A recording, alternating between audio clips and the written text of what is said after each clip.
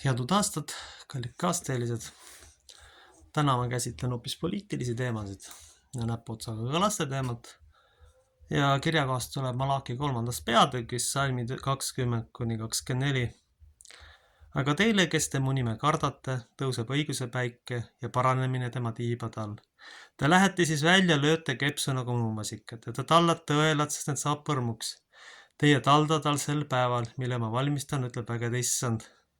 Tuletage meelde mu sulase Moosese seadus, määrusi ja käske, mis ma temale andsin Hoorebil kogu Iisraeli jaoks. Vaata, ma läkitan teile prohveteelia, enne kui tuleb issanda päev, suure kardetav. Ja tema pöörab vanemate südamed jälle laste poole, laste südamed vanemate poole, et ma ei peaks tulema ja lööma maad needusega. Aamen. Aga nüüd võtame üldse Euroopa kui terviku. Euroopa kultuur ja Euroopa perekonnad ja Euroopa populatsioon on sisuliselt hävinud. Eurooplased ei saa praktiliselt üldse lapsi, islamistliku kultuuri esindajad saavad mitu korda rohkem neid ja lõpptulemus ja paratamatu tagajärg on see, et teine populatsioon tugevneb. Nüüd ma küsin, mida see tähendab. Kujutame ette, pilti Eestis umbes 20 aasta pärast tekivad mingid poliitilised kriisid. Siia tuleb veel mingi paarsada tuhat inimest, kes on islamiusku. Kohalikud praktiliselt ei sünnita. Ja siis umbes 10 aasta pärast võib siin juhtuda, et on islamistlik riik. Te ütlete, et seda ei juhtu.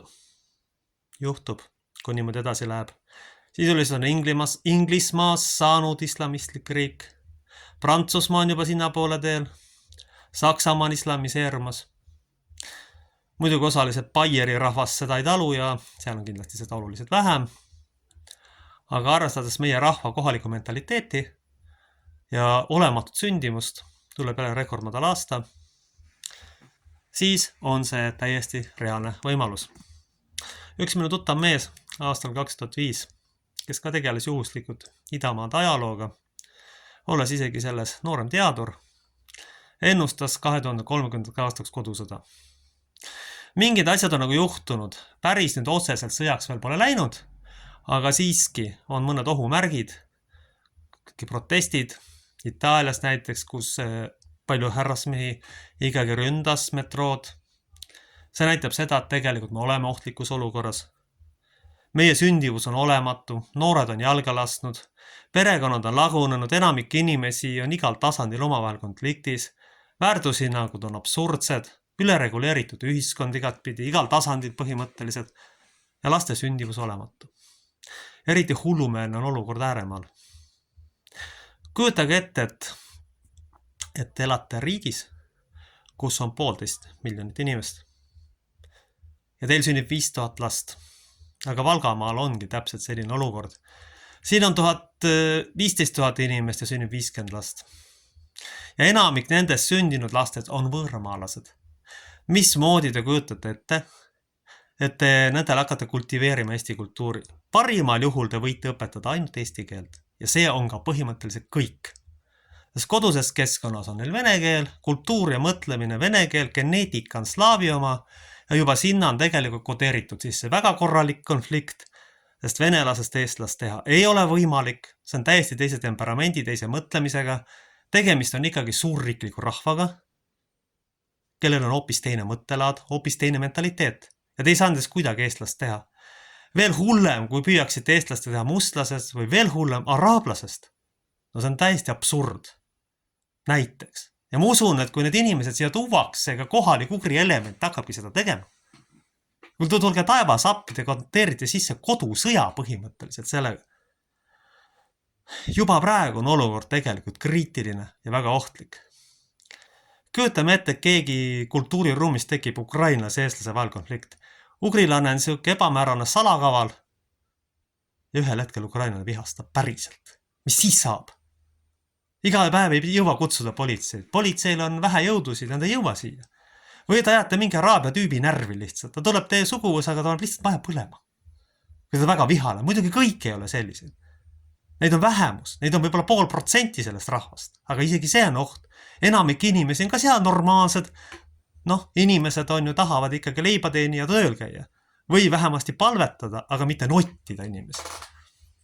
Aga on kindlasti mõned tüübid, kes hirmsasti tahaks nottida, nagu meiegi rahva hulgas. Iga rahva hulgas on neid. Aga probleem on temperamendi vahes. Ugri bandiit lööb lihtsalt aknad sisse ja kogu lugu. Aga idamaade bandiit paneb pommi alla. Põhimõtteliselt ongi kogu erinevus. Pätt on pätt, vahet ei ole, kus ta pärit on. Küsimus on temperamendi vahes. Igas tahes on kodeeritud sisse konflikt. Me näeme ju, mis Euroopas toimub. Kujutage Eestis, Tallinnas on islamistlik linnapea. Mis siis saama hakkab? Igale poole hakatakse mošeesid sellisel üle ehitama. Te ütlete, et see on võimatu. See on 20-30 aasta pärast juba siiski võimalik ja uus reaalsus hoopis. Kui niimoodi edasi läheb, kui liberaalne pool ei lõppe. Ma räägin, kui liberaalne pool ei lõppe. Aga siin tekib lõpuks see olukord, et kohalik enam ei ole. No mis siis lõpuks üle jääb? Noh, kes siia oblastisse tulla tahab, ainult need tegelased, kes on kuskil sõjaolukorras. Ja siia hakatakse kõike kokku tassima. Siis liberaalidel ei ole vahet. Lugesin ühest artiklist, et Venezuelast on ka mingid tüüpe tassitud. Ma olen päris kindel, et Lähis-Idas ka tuuakse. Salaja Reformierakond ju ei räägi oma tegelikust ulatusest. Nii, Valgast on tegelikult kodulinnast on saanud eestlased, kui me arvestame juurde sisse toodud ukrainlased mitteametlikud, eestlased on saanud vähemus rahvuseks. Kujutage nüüd ise seda situatsiooni ette. 7 aasta pärast on 50 sündinud lapsed 40 venelased. Kui nad on nüüd viibinud eri kultuurikeskkonnas, siin tekib üldse küsimus, kuhu kooli need lapsed pannakse. Ega siis kõik ei tule ju sellega kaasa. Võib juhtuda, et eestikeelsesse kooli tuleb üldse üle maakonna üks kassikompekt. Nad ei ole lõimunud, ma ei näe kuskil, et see süsteem oleks omavahel. See on tragöödia. Me ei saa seda protsessi tagasi pöörata, küsimus on inimeste mõtlemises.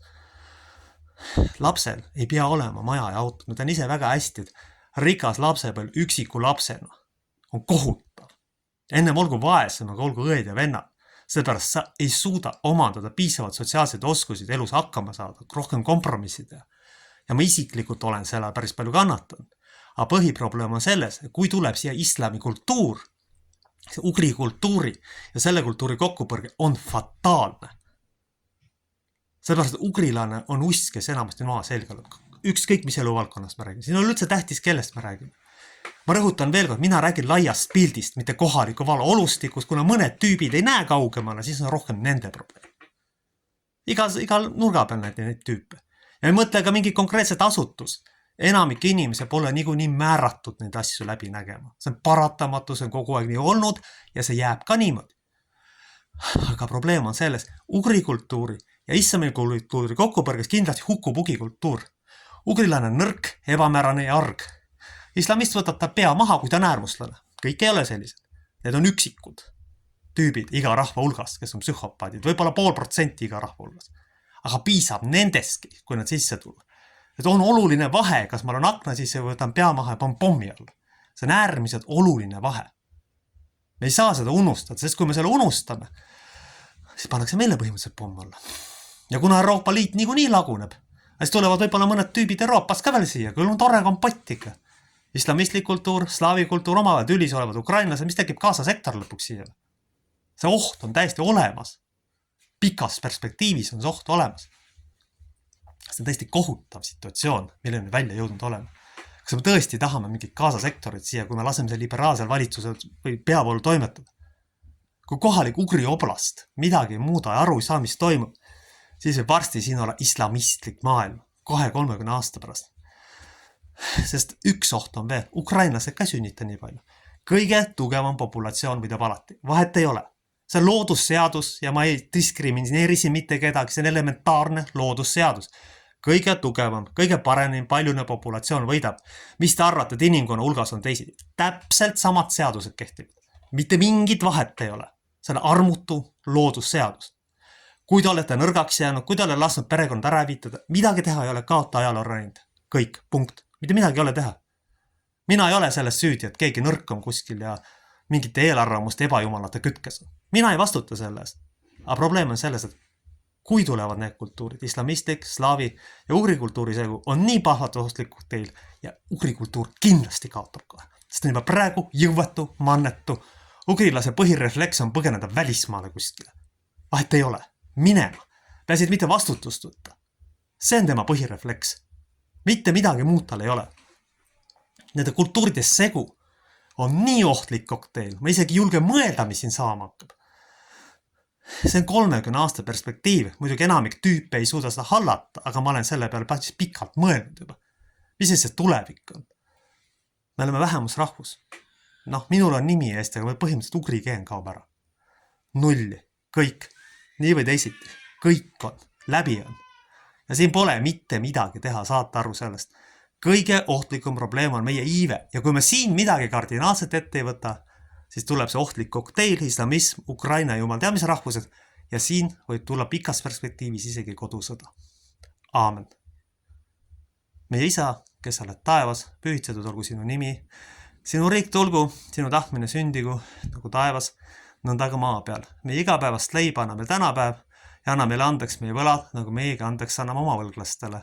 Ja palun ära saada meid kiusatusse, vaid päästa meid ära kurjast, sest sinu päralt on riik, vägi ja au igavesti. Kaitsku hoidku meie püha kolmanes Jumal, Jumal isa, poja ja pühavõimu nimel. Aamen.